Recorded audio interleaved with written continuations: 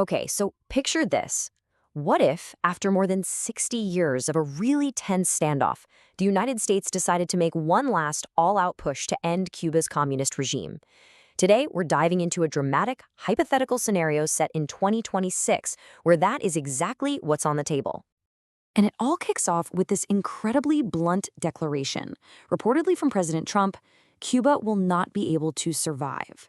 Now, this isn't just talk. It's the signal for a massive escalation in U.S. policy, a strategy that our source material calls a mortal blow aimed right at the heart of the island's government.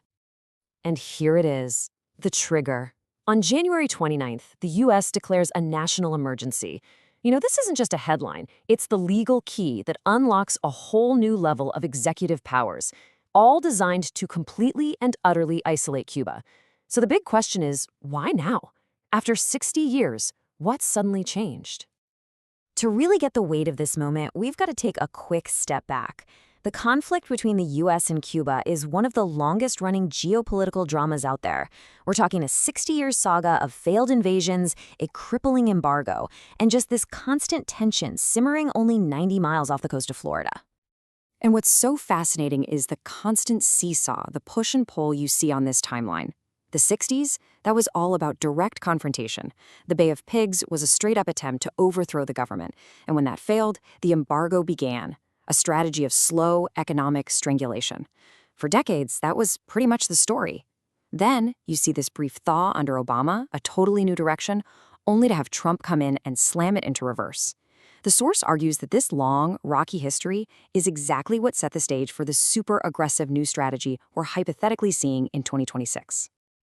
So what is this new strategy, really? Well, according to the analysis, this is not just another round of sanctions. No way. This is a highly targeted plan, a mortal blow aimed right at Cuba's single biggest weakness, its total dependence on foreign oil. It's a shift from a broad blockade to a precise surgical economic strike.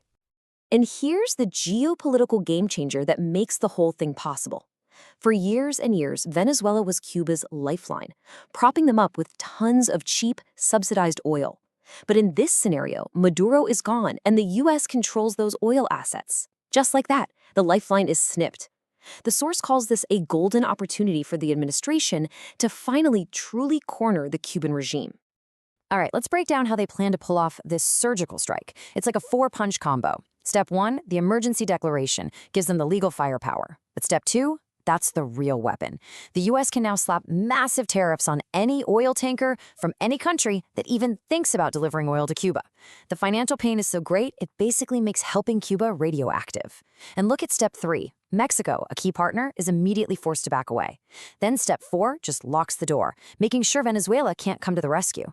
It's a strategy designed to build a wall around the island, completely sealing it off from the world's energy supply. And they are not stopping with just the oil. This is a full-court press. The source details a potential naval blockade to back it all up, plus crippling sanctions against the Cuban military, which, by the way, controls a massive 60% of the economy. They even put Cuba back on the list of state sponsors of terrorism. Every single one of these measures is designed to squeeze from a different direction, creating pressure that's almost impossible to bear. So, with all this pressure from the outside, what does it actually feel like on the ground in Cuba? The source material paints a really grim picture. We're talking about a nation that was already on the edge even before this final push began. I mean, the economy is just in a nosedive. Severe shortages of food, of medicine, that's just daily life. Constant blackouts are paralyzing whatever is left of their industry and making life a real struggle. But maybe the most important thing here, all of this has sparked huge popular protests, a clear sign that people are fed up with the regime. And if you want to talk about a ticking clock, here it is. Analysts cited in the source estimate that without any new oil coming in, the island has only 2 to 3 weeks of fuel left. That's it. Once that runs out, you could be looking at a total collapse of all basic services. The lights go out for good. Which, of course, brings us to the billion-dollar question. The U.S. has been trying to get rid of this regime for more than 60 years. So why on earth would this time be any different? Well, the source suggests the fundamental conditions on the ground have completely changed. Let's put it side by side. Think back to the special period in the 1990s, right after the Soviet Union collapsed. Cuba survived that crisis. But back then, they had the legendary defiant Fidel Castro leading the way. Today, they have Miguel Diaz-Canel, who's seen as more of a gray bureaucrat. Back then, they eventually found a new big brother in Venezuela. Today, that lifeline is gone. And with Russia tied down and China not wanting to risk U.S. tariffs, Cuba is more alone on the world stage than it has ever been.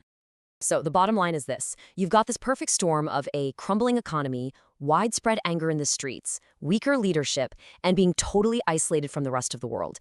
It has created this moment of incredible, unprecedented vulnerability for the Cuban government. And so, the source leaves us right here with this one massive question.